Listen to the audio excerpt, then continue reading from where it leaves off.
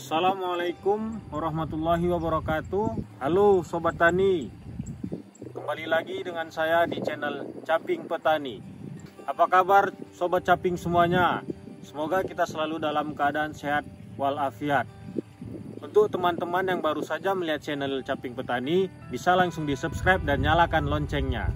Baiklah, pada kesempatan kali ini saya akan berbagi tentang perbandingan antara padi salibu yang diberi perawatan dan tidak dilakukan perawatan. Untuk info selanjutnya, teman-teman bisa lihat ini.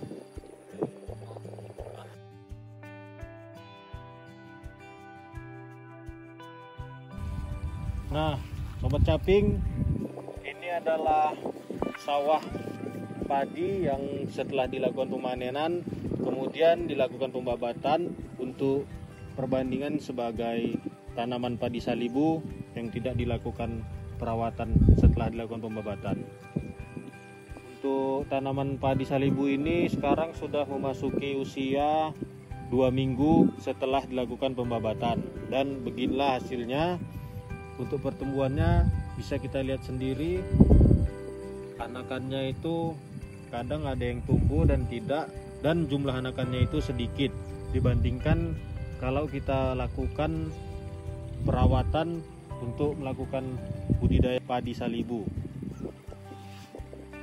Setelah kita melakukan pembabatan, yang pertama bisa kita lakukan pemberian kapur dolomit di areal sawah yang akan kita lakukan budidaya padi salibu.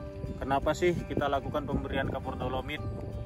Ini bertujuan untuk menetralkan atau meningkatkan pH tanah, dimana kita ketahui biasanya areal persawahan yang ditanami padi kebanyakan menggunakan pupuk kimia sintetis, yang mana lama-kelamaan akan menyebabkan tanah persawahan menjadi asam. Nah, itulah tujuan kita pemberian kapur dolomit, agar menetralkan atau menaikkan pH tanah yang asam tadi menjadi netral atau di sekitar 6-7, agar tanaman mampu menyerap unsur hara yang kita berikan.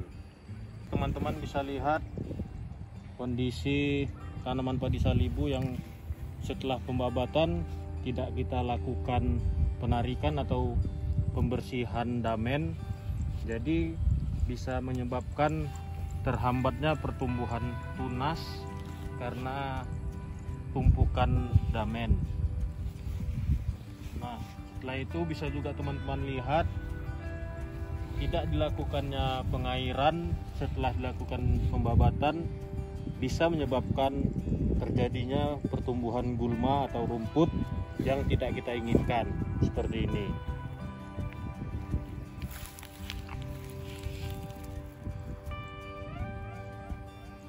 Jadi teman-teman, kalau kita simpulkan antara padi salibu yang kita lakukan perawatan dengan yang tidak kita lakukan perawatan, pertumbuhannya sangat jauh berbeda. Maka dari itulah kenapa kami melakukan perawatan, agar bisa mendapatkan hasil yang lebih optimal setelah panen pertama dan tanaman padi dirawat kembali. Jadi setelah dilakukannya pembabatan pada budidaya padi salibu, kita juga harus menambahkan pupuk kandang atau pupuk kompos yang sudah matang.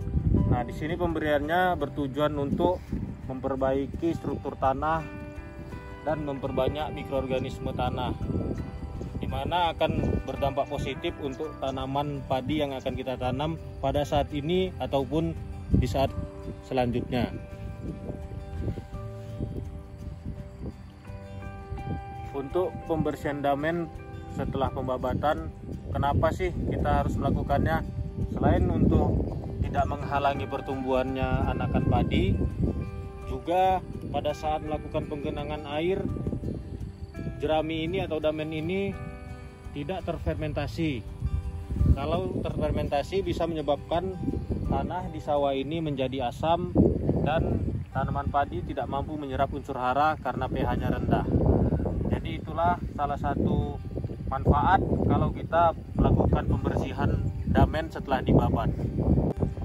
Jadi buat Sobat Caping yang melakukan budidaya padi salibu ini, diharapkan untuk tetap melakukan perawatan agar menghasilkan produksi yang maksimal. Di sini sudah bisa kita lihat di pertumbuhan selama 2 minggu terjadi perbedaan yang sangat signifikan antara padi salibu yang kita lakukan perawatan dan tidak kita lakukan perawatan atau pembiaran.